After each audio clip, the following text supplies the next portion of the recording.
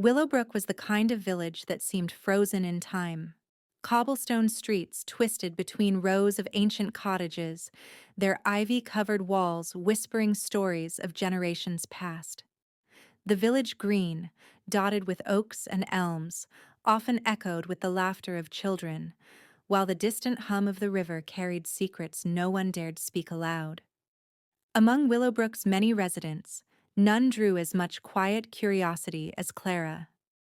At 80, her hair was silver like moonlight, and her eyes, still sharp despite the years, held a depth that made villagers pause in thought whenever they met her gaze. She lived in a quaint cottage on the edge of the village, tucked away behind an overgrown garden where roses grew wild and lavender spilled across the path. But Clara was more than she appeared. The villagers saw a kind, elderly woman with a calm smile and gentle manners.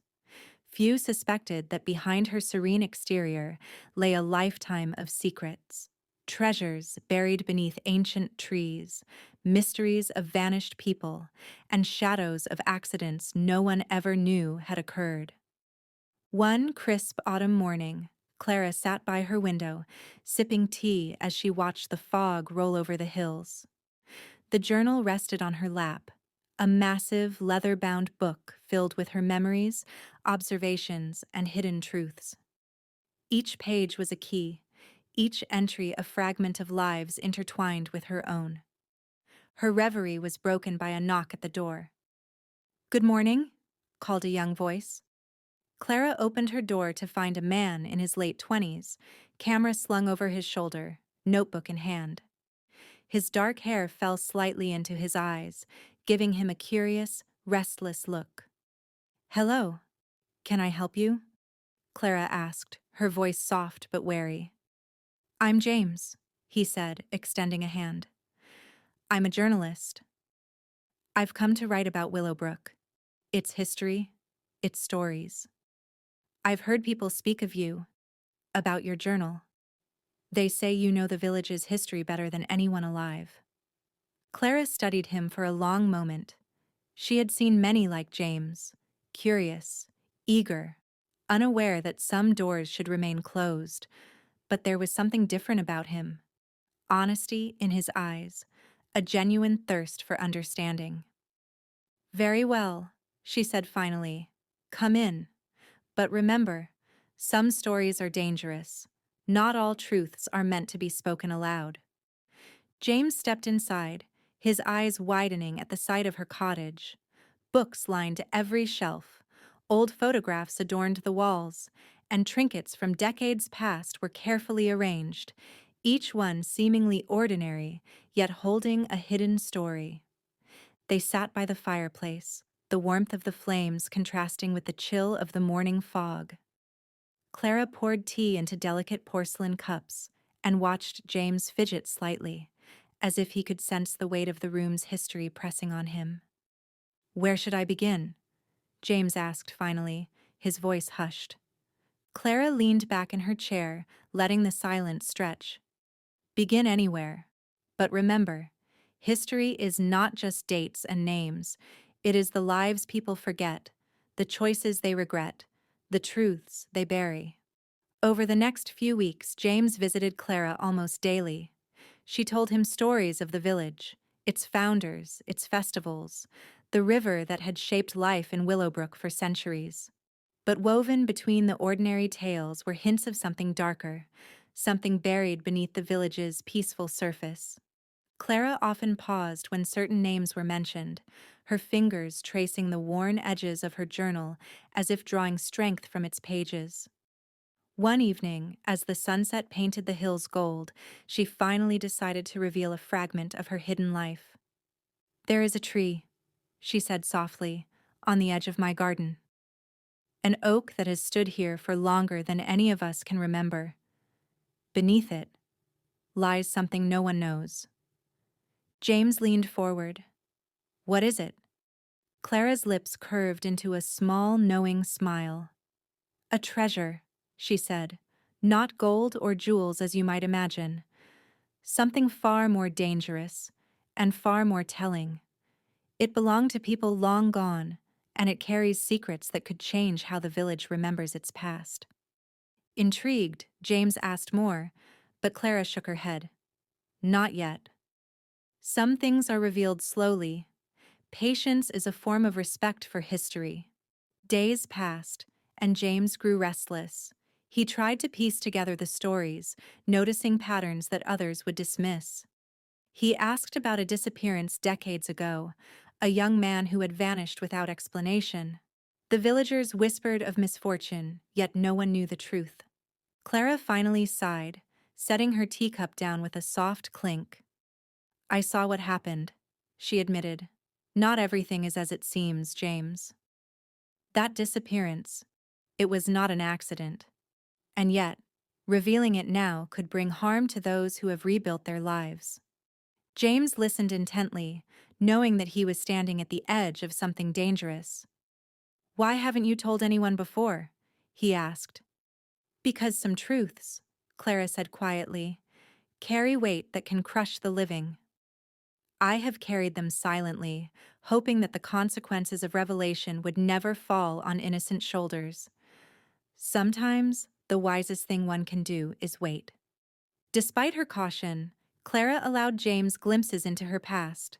She revealed the hidden treasure beneath the oak, a chest containing letters, documents, and trinkets that exposed old betrayals, secret alliances, and debts owed in blood and silence. Each piece told a story: a love affair that ended tragically, a financial scheme that ruined families, and messages intercepted that could destroy reputations even now. But the most haunting revelation came one stormy night. The wind rattled the shutters, and the fire flickered as Clara spoke in a tone James had never heard from her before. There was an accident, she said, her voice trembling slightly. Many believe it was fate. But it was my mistake, my fault. A life was lost because of a decision I made, and no one ever knew the truth. I carried that guilt for decades, silent and alone. James was shocked. Why didn't you tell anyone? Because it wouldn't bring them back, Clara replied. And some secrets once spoken have a way of destroying everyone around them. I had to live with it, and I have. That is all I can do. The rain fell harder, drumming against the roof, as James realized the magnitude of what Clara had lived through. She had endured love, loss, betrayal, and guilt, all while maintaining a calm exterior that belied the storm within. Over the following weeks, James helped Clara organize her journal. She allowed him to copy parts of it, but she drew strict boundaries around the most sensitive entries. As he read, he began to understand the depth of her wisdom. It was not in what she shared, but in how she chose what to keep hidden. One crisp morning, Clara led James to the oak tree in her garden. The leaves were turning amber and gold, swirling gently in the breeze. Beneath its roots, she had marked the spot where the treasure lay. Together, they unearthed the chest, dust motes dancing in the sunlight as it opened. James stared at the contents: letters yellowed with age, trinkets that spoke of lives long gone, and documents that revealed truths the village might never be ready to hear. He felt the weight of history pressing down on him, realizing that some knowledge was a burden as much as it was a gift. Clara watched him carefully. Remember, she said, power lies not in knowing the truth, but in knowing when to reveal it. In the following days, James wrote his article. He spoke of Willowbrook's charm, its history, and its people, but he left out the darkest secrets, the ones that could destroy lives. He understood at last that Clara's wisdom was not just in her memory, but in her restraint, her compassion, and her ability to carry the weight of truth without letting it ruin others. Before leaving, James turned to Clara. You've lived through so much, all these secrets, yet you remain calm, even kind. How do you do it? Clara smiled, a gentle curve of her lips that seemed to hold centuries of knowledge. I have learned that life is measured not by what happens to us, but by how we endure it. We make mistakes, we carry burdens, and we forgive ourselves. Quietly, if necessary. That is the essence of wisdom, James. Not in avoiding life's storms, but in learning to weather them. As James walked away from her cottage for the last time, he glanced back at Clara standing by the window, her silver hair glowing in the late afternoon sun. The journal lay open on the table, its pages filled with stories of love, loss, and secrets too dangerous to speak aloud. He realized something profound. History is not written only by the events themselves, but by those who survive to tell it, and sometimes by those who choose carefully what to keep hidden. Years later, James would often think of Clara, her wisdom, and the oak tree where the treasure lay. He never revealed the secrets he had glimpsed. They were hers to carry. And in keeping them, he understood the true meaning of trust, discretion, and the quiet power of a life fully lived. Clara remained in Willowbrook, her presence a gentle reminder that age brings more than just years. It brings perspective, understanding, and the knowledge that some truths are too precious or too dangerous to ever set free. And so, in the quiet village of Willowbrook, life continued.